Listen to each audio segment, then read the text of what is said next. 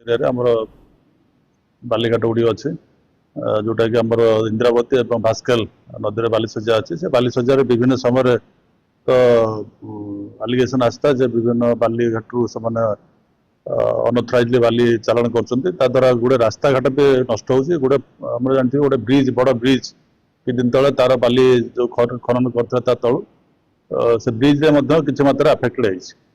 ତ ଏଟା ବାରମ୍ବାର ତାଙ୍କୁ ନୋଟିସ୍ କଲା ପରେ ମଧ୍ୟ ବିଭିନ୍ନ ସମୟ ଚଢ଼ାଉ କଲା ପରେ ମଧ୍ୟ ସେମାନେ ଏଥିରୁ କ୍ଷାନ୍ତ ହେଇନଥିଲେ ଏବଂ ବିଭିନ୍ନ ସମୟରେ ସେମାନେ ବାଲି ଚାଲାଣ କରୁଥିଲେ। ବେସିକାଲି ରାତିରେ ସେମାନେ ବହୁତ ବାଲି ଚାଲାଣ ହବାର ଆଲିଗେସନ ଆସିଥିଲା। ତେଣୁ ଆମେ ଆଜି ଅତିରିକ୍ତ ଜିଲ୍ଲାପାଳ ଏବଂ ଉପଜିଲ୍ଲାପାଳ ଏବଂ କୋଡ଼ିଙ୍ଗା ପୋଲିସ ମାଇନିଂ ଅଫିସର ଆମେ ସମସ୍ତଙ୍କୁ ନେଇକି ଆଜି ବିଭିନ୍ନ ଘାଟରେ ଆମେ ଆଜି ଚଢ଼ାଉ କରିଥିଲୁ।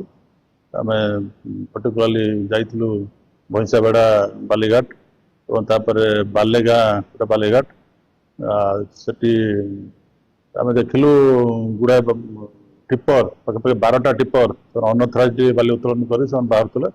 ସେ ଗାଡ଼ି ଗୁଡ଼ିକୁ ଆମେ ଜବତ କରୁଛୁ ଏବଂ କୋଡ଼ିଙ୍ଗା ପୋଲିସକୁ ହସ୍ତାନ୍ତର କରାଯାଇଛି।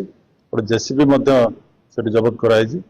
ଏବଂ ସବୁଠୁ ବଡ଼ କଥା ହେଲା ଯୋଉ ଆମର ଭାସ୍କେଲ ନଦୀ ଅଛି, ସେ ଭାସ୍କେଲ ନଦୀର ଯୋଉ ଜଳ ଯୋଉ ସଜ୍ଜା ଅଛି, ଯୋଉ ବାଲି ସଜ୍ଜା ଅଛି, ସେ ବାଲି ସଜ୍ଜା ନଦୀର ଅପର ପାର୍ଶ୍ୱରେ ଅଛି।